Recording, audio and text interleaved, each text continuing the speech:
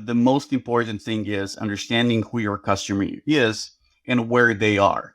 So once you get to that point, you can definitely work from there. And you have to be really conservative about that. You cannot be everything to everybody. And there are a lot of times in which, and I know that from my personal experience, in which you are afraid to say no, like I'm just starting and I need this income or I need this client for the reference or whatever. And you're eager to say yes, but deep down there, you know that they're not a good fit.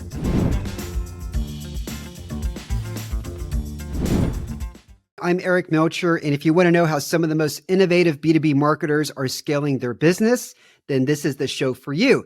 Today, I'm chatting with Janko Brlecic.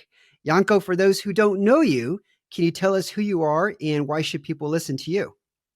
Hi, Eric. Thanks for having me on the show. Yeah, for the last almost 3.5 years, I've been running my own company called Lighthouse Advisory, and we are basically specializing in sales workshops and marketing services for in B2B sector, but mostly with tech companies and startups.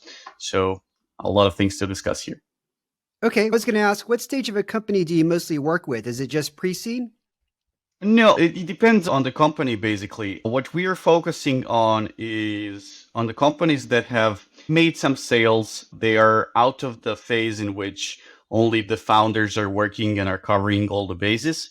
So we are talking with companies and working with companies in which they start to comprehend that they need to formalize their processes within the company.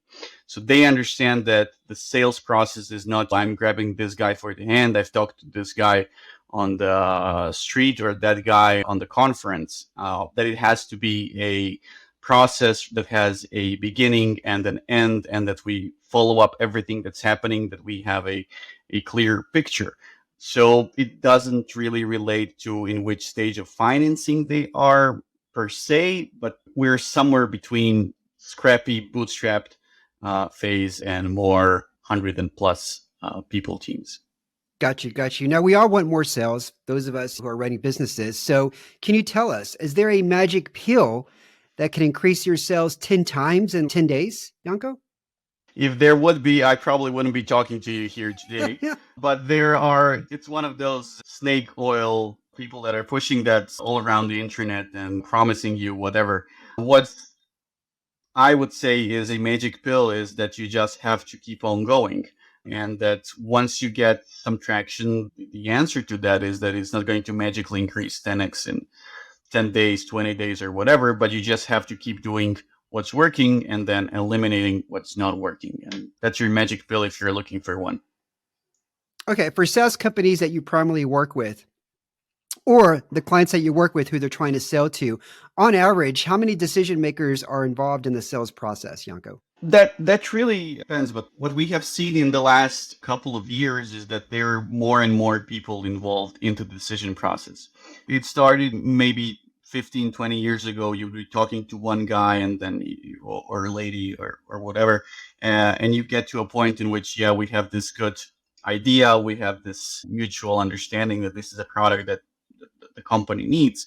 But that has gradually changed because there are different needs that you have to satisfy within your, if we're looking this from a seller's perspective, you have to satisfy different needs. You have to satisfy different criteria, not only the price, the needs, everything that's related to that product. What I've been recently looking at is that you're probably looking on the other side at least 4 to 5 people that you have to talk to. You will not probably be talking to each one of them in person, but those are the people that are within the company. So the people that you talk to will need to have answers for that people within their organization. Okay. Now you do sales and workshops. And what are some of the things, like what are 1 or 2 key things that people take away from your workshops that was like eye-opening for them? We try to develop each workshop for the company that we work with. I don't think that we've ever run a workshop that was similar 100% or identical 100% to another one. And they range from workshops that are only 1, 2, 3 hours, maybe for the C-level, to understand what's going on and what are the things that they have to do, up to trainings that involve 30, 40 hours of training for their SDR or BDR or account executives and stuff like that. But the one thing that definitely sticks out is that they have to usually communicate better between them. So even if we come into a company that has great inner communication, that has inner, they're working what they would say in a company that doesn't have any communication problems within, still when we are talking about sales and marketing processes, they need to share information that's maybe not related to what I was doing last weekend. What did this guy that we've been on a call, what was his issue? Are we talking here about money? Are we talking here about timing on their side? What are the things that are intricate to that company versus having just a good vibe within the team? So making sure that they share the information on each level that's required for that next step. Okay, so let's talk about how they do that. Are there any different tools out there that you recommend or suggest? I know there's HubSpot, there's Pipedrive, there's Salesforce. There may even be other tools, but what are some of your favorite that do a good job in terms of facilitating that collaboration and communication among the sales teams? I've worked with all of those tools that you mentioned, and I couldn't pick a favorite out of them because each of them has its own strengths and disadvantages. It basically comes down to a tool that the company will actually use. What I've seen is that a lot of companies are investing a lot of money in different tools, and they're saying like, oh yeah, we're using, I don't know, I'm away for our scheduling processes. We're using Window for this, and then you have all of these tools, but they're basically clutter. So what we are usually doing with them is that we are deconstructing their CRM process. So the tools that we have really good feedback from is HubSpot, is Pipedrive, and Salesforce to a certain extent, because Salesforce can get the biggest one. It can get a little bit complicated and complex. But once we get to the point in which all of the team members are comfortable in using that primary CRM tool, then we can move forward and then we can implement other tools that are going to help them within that process. But until they're comfortable with using that thing, we don't see any, unless it's something that you absolutely need, Google suite of apps or something like that. Everything else could be, and usually is, cluttered. All right, folks, time for a quick break here. Having worked as a marketer for many, many years, I've come to the conclusion that the right tool can be a game changer. That's why I'm excited to talk to you about Leadfeeder, a tool that helps you cut through the data and turn those website visitors into solid leads. Leadfeeder shows you which companies are checking out your site, tracking their behavior, and integrates all this with your CRM. Result, your secret weapon for targeted lead engagement and making it easier for your team to convert website traffic into sales. Head to leadfeeder.com and get a free trial today. You can also get an extended premium free trial when you let them know you heard about Leadfeeder through the B2B Marketers Can Laugh podcast. Okay, back to the show. In terms of the tactics, because when I think of sales, I always think of the phone call, but that may not necessarily be the case in your workshops. Are you also teaching sales tactics and strategies like for cold emails and other means, like maybe social selling too? Yes. The thing is, it all boils down to what kind of a company it is. So once we get to their ideal customer profile, and once we look where those people are, when we understand where they are, and when we understand what are the things that they need at certain point of selling stage, then we can implement different tactics and different approaches. So what we are definitely telling them to use is LinkedIn, to be present out there, to build their authority. So it's one of the things that are very important. The first thing that anyone does is Google you. And then if it comes up your, I don't know, Little League 20 years ago result, it doesn't make that much sense. But if you get a credible business profile which says that you're doing this, you're doing that, you're engaged with the broader community, or your company is doing some stuff, that's really important. And then when we come to tactics like cold email or cold calling, they definitely have their place in it, but it also depends in which stage we're talking to. So to give you an example, if we're talking about cold calling is effective in certain situations, in which, let's say, you and I were talking and we agreed via email to have a call. And then I didn't reply for 3-4 weeks. And you have my phone number in my email signature. And then you give me a call and say, hey, it's Eric. We've been talking over the email for a couple of weeks ago. Is it a good time? And then we take it from there. So there is definitely a place for every single of those approaches in the salesperson's skill set.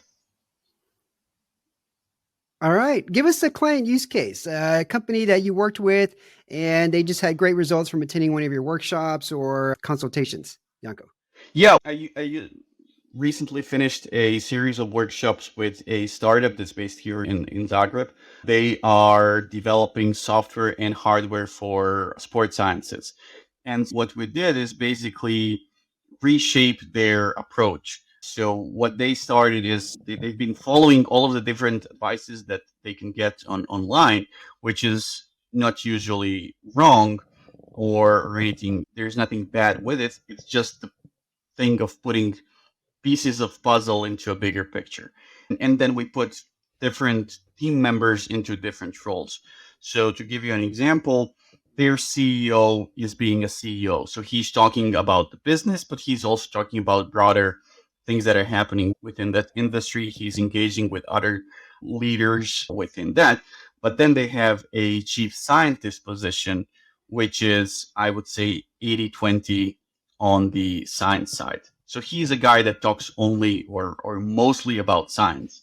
And the feedback that we got is like, this is exactly what their potential clients were looking for, because they also have scientists on their teams. So they have sports scientists that were looking for data like this. And so that's the first step of engagement. They get into contact, they start talking, and then they build this relationship, they build authority so that you know that they're not selling something that's mumbo jumbo, it's actually science.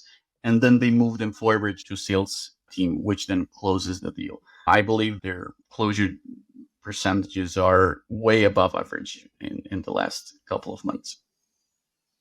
Okay. Are you mostly regional, working in Central and Eastern Europe, or do you expand your services all across Europe? No, I used to live in the States, so I had some contacts there as well. And with this day and age, I really don't have any regional or local constraint. Of course, for the workshops, it's easier to have them in person. They're much more personal. But we've also run online workshops with clients overseas in the US and Western Europe. As long as it's not unreachable via internet, we're game. All right. All right. And I understand you recently launched a newsletter. And why should people check it out, Janko? Yeah, I launched a newsletter because I'm talking to some of my previous clients. I'm talking to some prospects, all of those different people. And they're, like, what's the thing that you last read? What do you think about this? What do you think about that? And stuff like that. So I basically said, all right, I don't have that much content to write every single day. It would just be spam, basically, which I hate, as probably everyone else. So I launched a newsletter that I'm calling 3 Under 3. It's basically 3 facts that are going to help you sell and that you can read under 3 minutes. So you open it up on your phone. You have 3 minutes while you're waiting elevator, while you're in the queue for public transport and whatever. You just check it out. And there are things like, all right, how can I increase? There are different statistics. There are different insights, different articles, all of those things that I'm keeping an eye on because I have to, and then slowly moving them your way. Okay. Okay. What's a good tip for somebody like me, business owner just starting out, don't really have any sort of staff, but I am responsible for bringing in new business. And I'm not using any of those tools like Pipedrive or HubSpot. I'm basically just using Notion and Google Sheets and, of course, on LinkedIn. Any recommendations for somebody like me, Janko? I would say that's probably a very good start.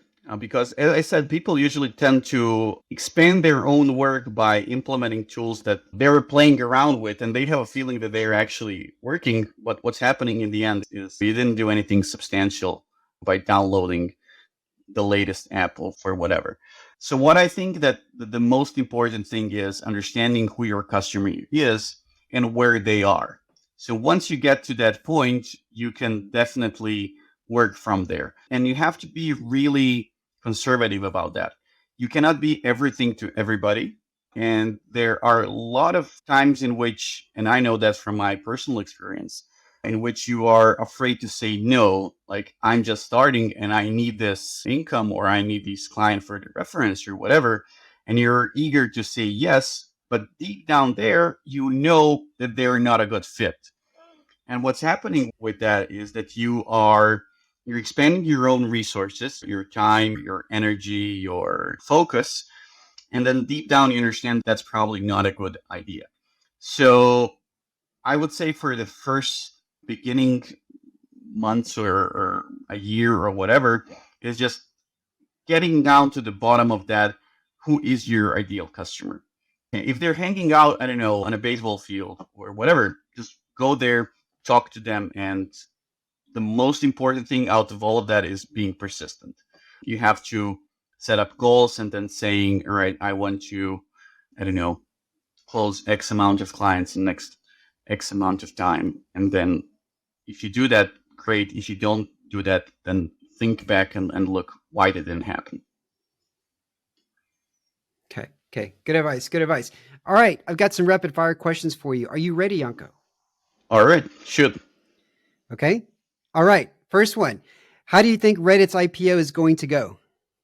Oh, I think it's going to go reasonably well because they do operate with a loss. I've been using Reddit for years. It's a great source of information, and I don't see that much of a downside to it, except that they're losing a lot of money.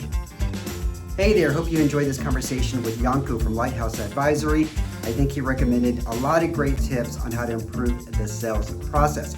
I'm going to include links to Janko's website as well as his LinkedIn profile in the show notes. And if you enjoyed this, don't forget to hit that subscribe button and tell others about the show. All right, this is Eric signing off. Cheers.